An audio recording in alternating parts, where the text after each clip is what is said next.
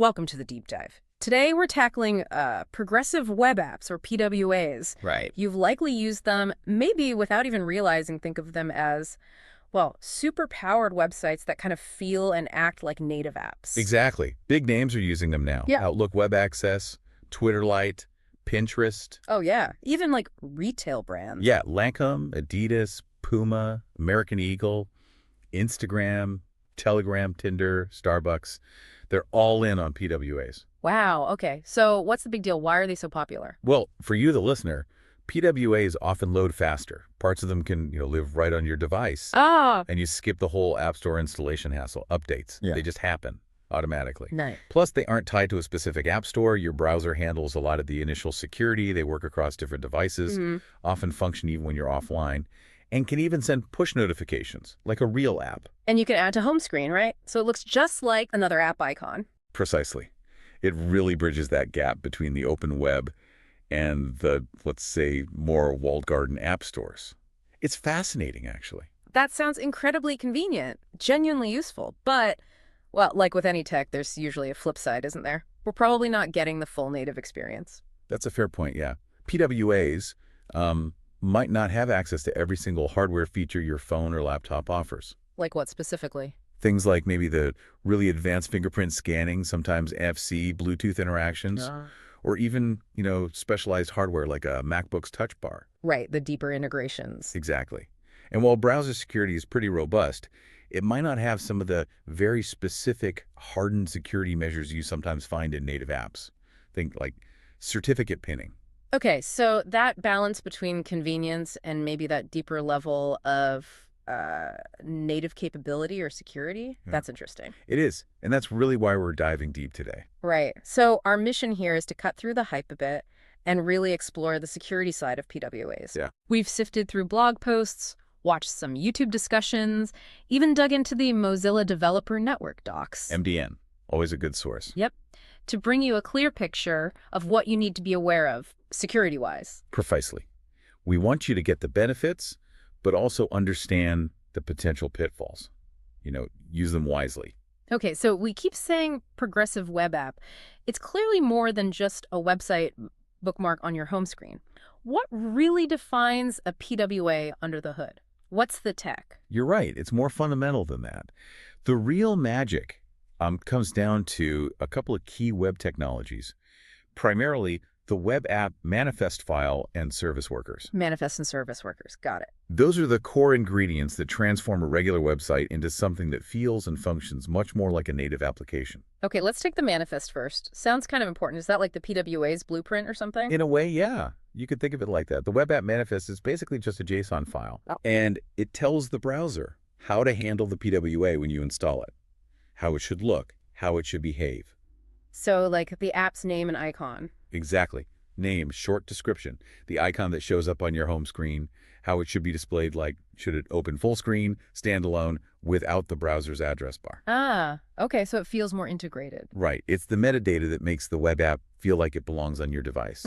A typical manifest might specify, say, a background color, links to different icon sizes, the full name, a short name, the starting URL when you tap the icon, a theme color. And you mentioned scope. What's that? Yeah, scope basically defines which URLs are considered part of this specific PWA.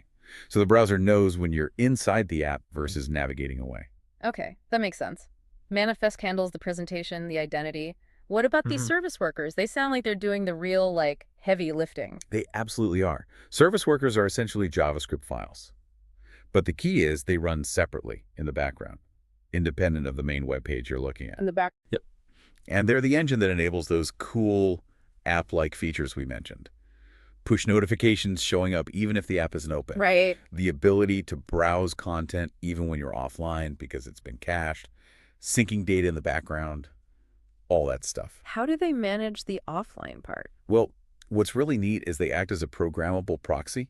They sit between the PWA, the web page part, and the network. Okay, a proxy. So they can intercept network requests? Like when the app asks for data? Exactly. They intercept those requests and can decide what to do. Should I fetch this fresh from the server? Or, Oh. hey, I have a perfectly good copy right here in the cache. Let me serve that instead. Ah, and that's what makes them feel faster and work offline. Precisely. Especially on flaky connections or, yeah, when you have no connection at all. Now, people might also know about cross-platform desktop apps, things built with Electron, Slack, VS Code, those kinds of things. How do PWAs compare there? That's a really good comparison point, actually. PWAs are fundamentally web applications. Pure web tech, HTML, CSS, JavaScript, running within the browser's capabilities. Right. Electron apps, while they also use web tech for their interface, they bundle more underneath. They often package Node.js and the Chromium browser engine. So they can do more, like access the file system. Yes, exactly. Electron gives apps much deeper access to the underlying operating system functionalities. An Electron app can interact with your local files in ways a standard PWA typically can't, or at least not as easily. So there's a trade-off. PWA's simplicity and browser security versus Electron's wider access. That's a great way to put it. PWAs operate within the web browser's security sandbox, which has benefits. Electron apps have more power, but potentially more complexity and a larger security surface area to worry about. And PWAs are probably easier to install and update. Generally, yes. Updates often happen seamlessly through the browser. They tend to be smaller in file size too, and they're inherently mobile-friendly because they start as websites. Yeah. Okay, so PWAs lean into the browser's strengths. Electron breaks out of the browser sandbox more. What about browser support for PWAs? Are they everywhere now? Pretty much, yeah. Service Worker is the engine, remember? Yeah. They have really wide support across all the major browsers, mobile and desktop. Good. The web app manifest, and that add to home screen feature, also very broad support on mobile. On desktop, it's, well, primarily Chrome that offers that full install-like experience right now, though others are catching up. All right, so we've got a much clearer picture now of what PWAs actually are. Let's get into how they function day to day. If I tap that PWA icon on my phone, what happens next? Okay, so when you launch a PWA, that initial load is kind of like visiting a regular website. It fetches the basic HTML, CSS, JavaScript files it needs. Some standard stuff. Standard stuff. But the key difference is that Service Worker we talked about, once it's registered, usually in the first visit, it can start intercepting those requests. Right, the proxy thing. Exactly. And it can cache the critical resources. Think of it like caching the app skeleton. The basic structure, key images, scripts, styles, right there on your device's storage. So the next time I open it. The next time, or even if your internet connection is slow or drops out, the Service Worker can often serve much of the app's content directly from that local cache. No need to go out to the network for everything. And that's the speed boost and the offline capability. That's the magic, yeah. Yeah. It's almost like having a mini web server running right inside your browser just for that app. That caching is powerful. Okay, so just to recap the architecture then, what are the absolute core pieces making this work? You can boil it down to four main components, really. Okay. First, the web app manifest. We covered that identity, installability, look, and feel. Got it. Second, the Service Worker. That's the background script enabling offline caching, push notifications, background sync. The proxy. And remember, it runs in its own thread. No direct access to the web page content itself. Right, separate thread. Important security point. Very important. And registration almost always requires HTTPS, secure connections. Third, there's the application shell. App shell? Yeah, basically the minimal HTML, CSS, and JavaScript needed to render the basic user interface super quickly, the skeleton of the app. Okay, get something on screen fast. Exactly. And finally, number 4, TLS transport layer security, which just means HTTPS. This is non-negotiable. PWAs must be served over HTTPS to ensure the communication is secure. Manifest, Service Worker, App Shell, and HTTPS. Right. And because these are all web standards? They're platform independent, run on any device with a modern compatible web browser. Okay, fantastic. Now, the part we've really been building up to, security. We know PWAs are built on web tech, so presumably they inherit all the usual web bugs. Yeah. XSS, things like that. Oh, absolutely. That's the baseline. All the known web attack vulnerabilities, they potentially apply to PWAs too. But what new security twists do these extra features like the manifest and especially the service workers bring into the mix? That's the crucial question. Because while PWAs offer these great benefits, their unique architecture, these new capabilities, they definitely introduce new security considerations, new attack surfaces that maybe weren't there before or weren't as exposed. Okay, let's break it down. Starting with the manifest file. We mentioned earlier that an attacker can't easily overwrite an existing one with, say, a simple XSS attack because the browser uses the first one it finds. But are there still ways it could be misused? Right. Directly replacing one is hard, but there are still potential risks. Imagine a website that doesn't have a manifest configured at all. Okay. If an attacker finds a way to inject code, say through XSS, they could potentially link to their own malicious manifest file. What could they do with that? The impact might be somewhat limited, but they could control the name, the description, the icon that appears when someone tries to install that PWA. So deceptive branding, basically. Annoying, but maybe not catastrophic. Perhaps. But a more concerning risk, I think, is around URL redirection through the manifest. The manifest specifies a start URL. That's the page that loads when you tap the PWA icon. An attacker could potentially put a malicious or deceptive URL in there. So it looks like the real app, but tapping the icon takes you somewhere else, like a phishing site. Exactly. And because users inside a PWA might not be paying as close attention to the URL bar, if it's even visible as they would in a regular browser tab, they could be more easily tricked. That sounds sneaky. Are there defenses against that? Well, good input validation on the server helps prevent the initial injection, of course.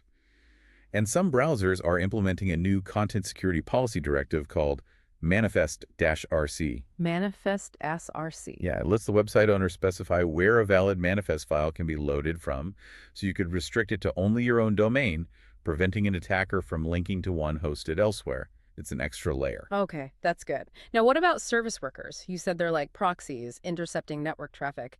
That sounds incredibly powerful and potentially dangerous if compromised. Absolutely, you hit the nail on the head. Yeah. Because a service worker sits there, intercepting potentially all traffic between the PWA and the network, it becomes a very attractive target for attackers.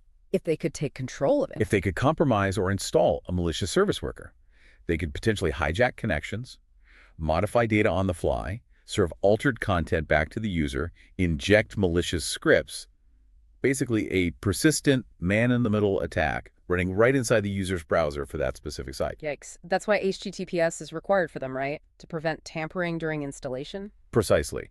HTTPS helps ensure the integrity of the service worker JavaScript file when it's downloaded and registered. It prevents network attackers from swapping it out or modifying it in transit. But you said almost always required. There's an exception. Yes, for localhost. For development purposes, browsers typically allow service workers to be registered over plain HTTP on localhost, which is convenient for developers, But opens a door. it can, yeah. It highlights the need for extra caution when moving from development to production. Always use HTTPS in production. No exceptions. Okay, so HTTPS is the main defense for getting the right service worker installed. But are there ways attackers could still sneak a malicious one in, maybe by exploiting other vulnerabilities? Yes, unfortunately. Attackers are clever. They chain vulnerabilities together. There's a known pattern, sometimes called shadow workers. Shadow worker sounds ominous. It is. Imagine a website has two vulnerabilities. One is a cross-site scripting, XSS flaw, allowing an attacker to run arbitrary JavaScript in a user's browser. Okay, standard XSS. And the second is a file upload feature that maybe doesn't properly restrict file types and makes uploaded files accessible on the same domain. I see where this might be going. Right.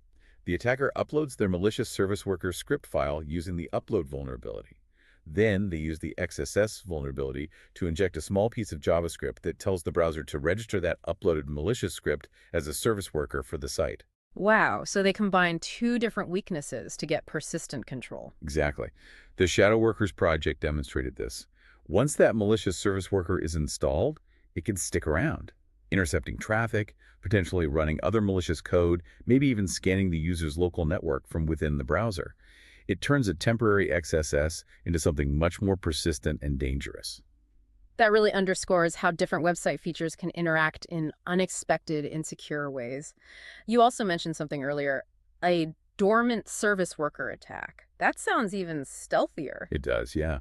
This one's quite subtle. It often involves social engineering. An attacker might trick a user into running some code, maybe visiting a malicious site briefly that installs a malicious service worker. Okay. But here's the twist. They install it specifically for localhost and often on a common development port, like, say, port 8080. Why localhost? Because remember, localhost often bypasses the HTTPS requirement for service workers, so it's easier to install one there, even if the user was just tricked into visiting a temporary malicious page. Okay, so a malicious worker gets installed for localhost 0.8080. Then what? It just sits there, dormant, waiting, Yeah. until maybe days or weeks later, the user, perhaps a developer, starts up a legitimate application they're working on and happens to run on localhost 0.8080. Ah, and the dormant service worker wakes up. Exactly. Because it was registered for that specific origin, localhost 0.8080, it now becomes active and starts intercepting all the traffic for that legitimate local application. Instant man-in-the-middle attack on their local development work. That is really sneaky. Exploiting the developer workflow and port reuse. Was this theoretical? No, there was a real-world example documented in a HackerOne bug report involving exactly this scenario on localhost port 8080. It's a clever, patient attack. Definitely something developers especially need to be aware of. So once an attacker does get a malicious service worker running, either through exploits or social engineering, what's the potential damage? What can they actually do? The impact can be pretty significant. As we said, they can act as a man in the middle, redirecting login attempts to phishing pages to steal credentials. Okay, classic MIP. Injecting malicious JavaScript or ads into the legitimate pages served by the PWA, modifying data being sent back to the server. But it can go beyond just manipulating that one site. How so? There's research, like the Marionette Project, showing how compromised service workers across many users' browsers could be harnessed to form a web-based botnet. A botnet running in browsers. Essentially, yes. Using the collective power of all those compromised browsers orchestrated via the service workers to launch how?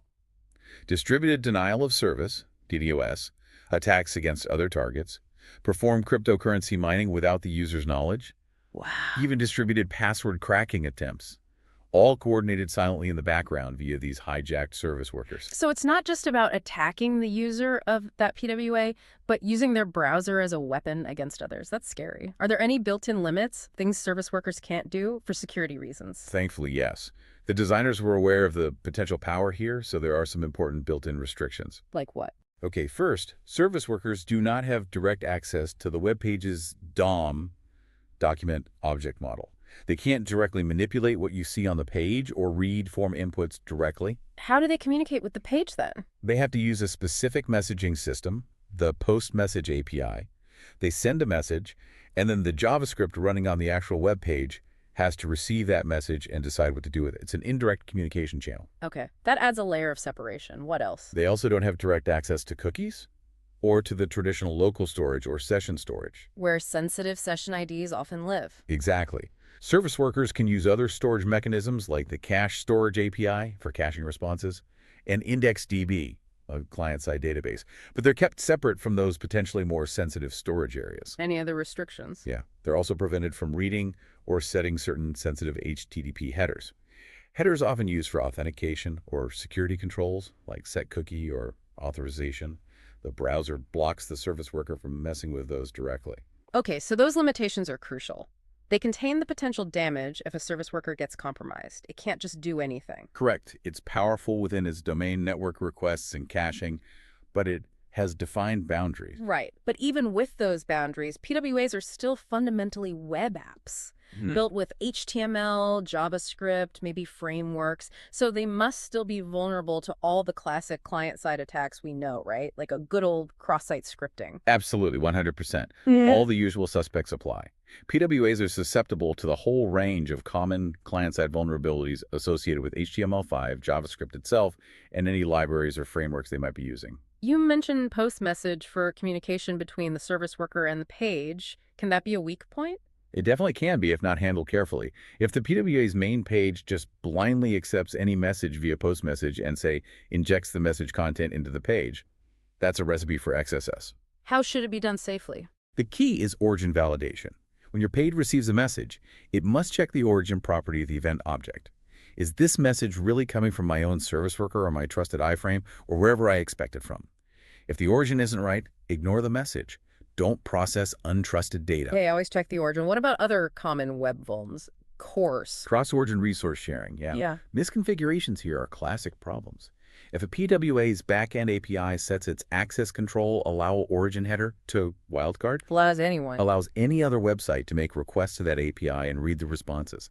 So a malicious website could potentially steal data meant only for the PWA. Proper CORS configuration only allowing trusted origins is vital. And WebSockets. If a PWA uses real-time communication, Similar issue, cross-site WebSocket hijacking. If the WebSocket server doesn't validate the origin header of the incoming connection request, an attacker could potentially initiate a connection from their own malicious site to the user's WebSocket session with the PWA's backend, potentially intercepting or manipulating that real-time communication. Again, origin validation is key. Makes sense. And a lot of PWAs these days are built using big frameworks, right? React, Angular, Vue. Do they add their own security wrinkles? They certainly can. Using a framework doesn't automatically make you secure or insecure, but PWAs built with them can inherit vulnerabilities present in the framework itself, or more commonly, vulnerabilities that arise from how the developer uses the framework. Like what kind of things? Well, framework-specific ways XSS can happen, cross-site request forgery, CSRF, if not handled properly by the framework's mechanisms, issues with insecure URL redirection, sometimes accidentally exposing sensitive data in a client-side state, or even complex things like component injection flaws in some architectures. Can you give an example? Sure. Older versions of Angular, for instance, had known issues with something called client-side template injection.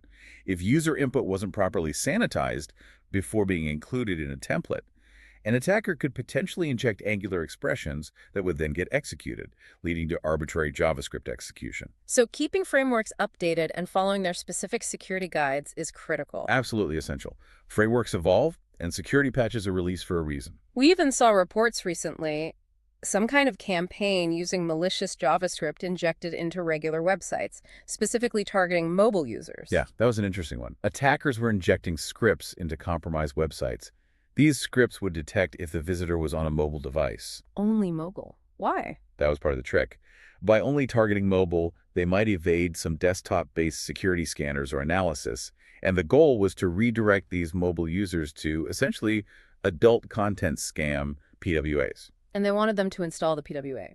Exactly. They were trying to leverage that add to home screen feature, the persistence of PWAs. Get the user to install this scam app, maybe hoping the user trusts it more because it feels like a native app or that it bypasses some browser protections once installed. It shows attackers actively adapting to use PWA features for malicious ends. That's worrying. Okay, another piece you mentioned was IndexedDB, the client-side database. What are the risks there?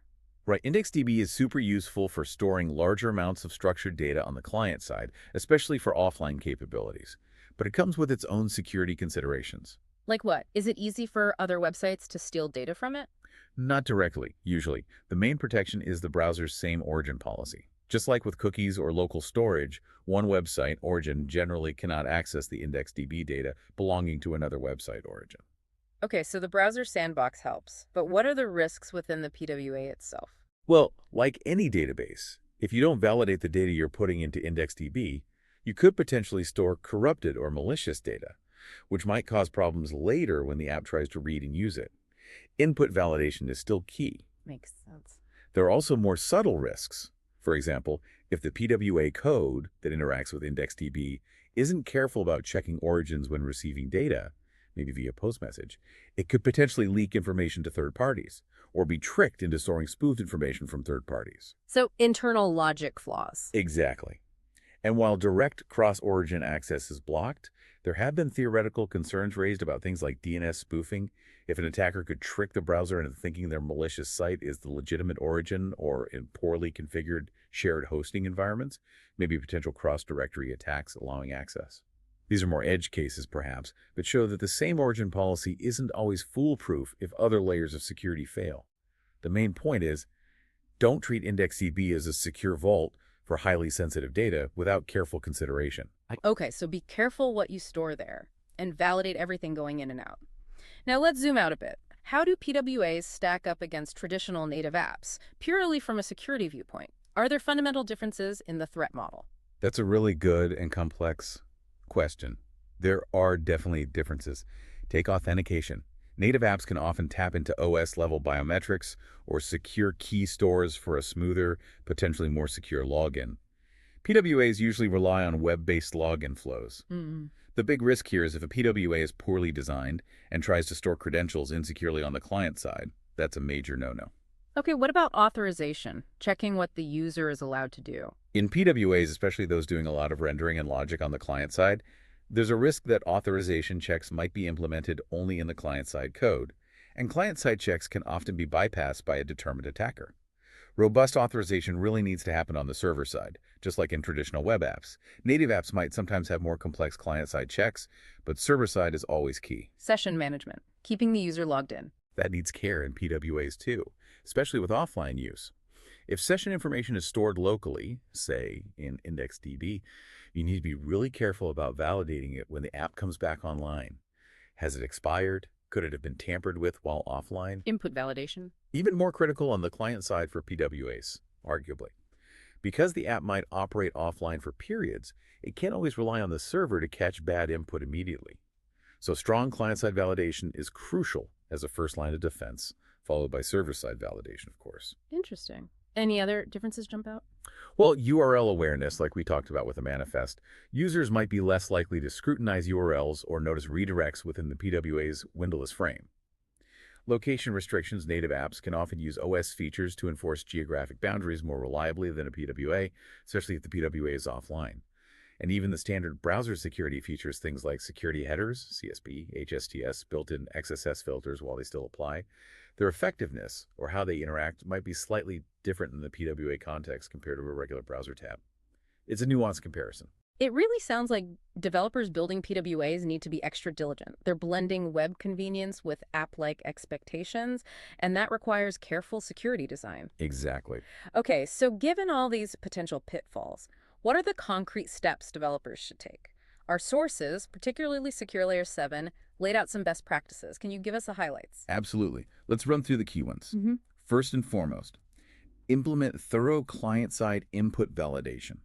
Sanitize everything coming from the user or external sources before using it. Basic, but essential. Crucial. If there's any file upload functionality, properly validate file extensions, AD file types content. Don't just trust the file name. Right, prevent malicious uploads. Ensure the PWA runs exclusively over HTTPS, no mixed content. And verify that all third-party libraries, APIs, images, everything are also loaded via HTTPS. End-to-end encryption. Yep. Implement HSTS, HTTP strict transport security headers.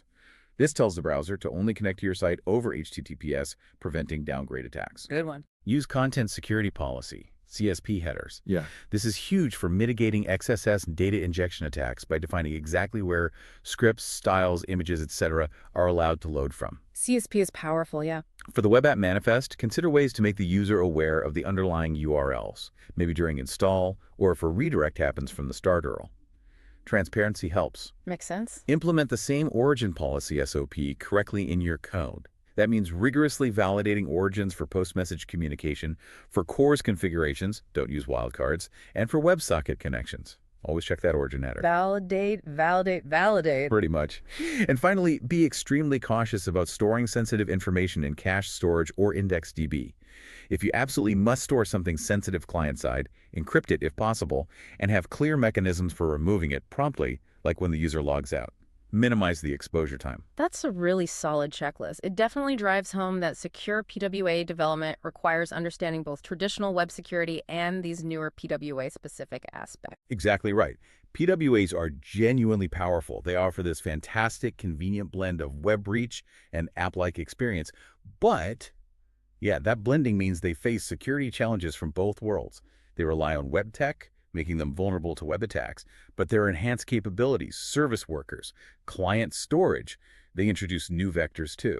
So it's not enough to just know website security. You really need to understand the PWA architecture, the manifest's role, the power and risks of service workers, the implications of using IndexedDB to see where the weak points might be. That's precisely the point. You can't just bolt on security at the end. Developers need to think about these things from the start. Yeah. Input validation, secure communication with HTTPS everywhere, careful handling of any client-side data.